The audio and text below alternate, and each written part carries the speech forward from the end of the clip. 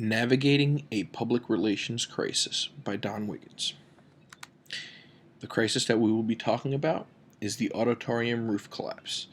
The collapse happened while fans and reporters were just first getting into the building. The timeline of events is as follows. At approximately 0600 in the morning, the building was open to allow people into the building, this being early fans as well as reporters who were arriving to cover the event. At approximately 6:30, the roof collapsed. Shortly thereafter, around 6:43, EMS arrives on scene, begins triaging the situation and rescuing people who were injured. At approximately 7:13, the first people were transported to the hospital. About 7:45, the last person was transported to the hospital. Rescuers continued to search the debris. At approximately 8:05, it was confirmed that everybody who was on the scene was accounted for, either already on their way or at the hospital or safe. There were injuries at the event. Approximately 26 people were injured. 12 were reporters, 11 spectators, and 3 employees. These were people who were directly injured as a result of the roof collapsing.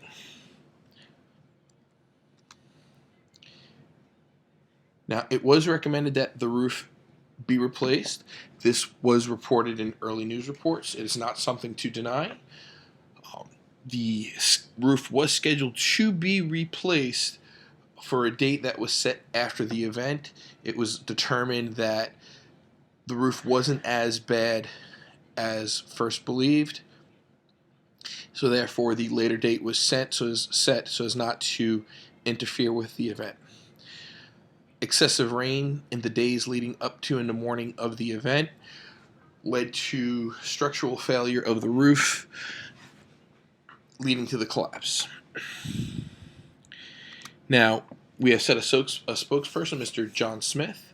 He will be coordinating all efforts in relation to the aftermath of this event. He will be working with our public relations department, as well as working with authorities who are investigating the incident and ensuring all victims are taken care of. Now, our public relations department will be giving daily updates as well as fielding questions from both reporters and the general public and getting information out to different sources, whether it's going to be to the media, to other departments that need it. They'll be working closely with Mr. Smith, with the local investigators, police, getting daily updates from all. Now, who will be targeting within our media campaign? Here we'll be discussing the groups we'll be targeting, what messages we'll be getting out to them, as well as how we'll be getting those messages out. So the first group is the media.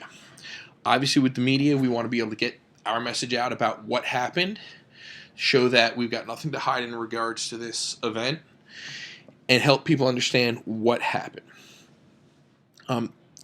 And this will also allow us to convey our not necessarily our condolences, but our sympathies to those who were injured. We'll be using a variety of methods to get our information out there.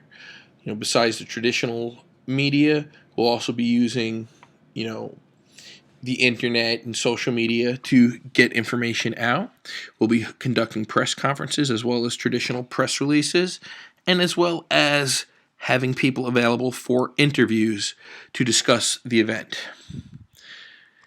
The next group that we want to speak with is the general public. We don't want to put a filter between us and them. We do want them to be able to get in touch with us so we can regain their trust. We can show genuine sympathy for what happened, show that we are taking steps to show that this will not happen again. We'll be using mostly social media for this, as it's a great way to have a dialogue between large numbers of people and get questions answered. The third group, which is many times left out, is our employees.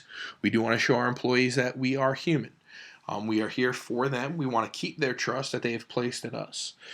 To do that, we'll be using a lot of similar methods for the previous groups, social media being a large part of it. But on top of that, we will be holding meetings with our employees to discuss what happened and to discuss ways that we can better work with them to ensure an event like this doesn't happen again. Long-term plans, obviously, we're going to increase our inspections on all company-owned properties. We're going to develop plans for faster implementation of recommended actions. This will be a great way to ensure that projects that do need to be taken care of and that are serious, things like roofs, floors, structural situations, are taken care of, and cosmetic type repairs will be put further back on the list in favor of more structural based repairs. We're going to be open about future work that needs to be done. When buildings are inspected, we will show what happened, what the findings were, and discuss what our methods for taking care of those situations will be.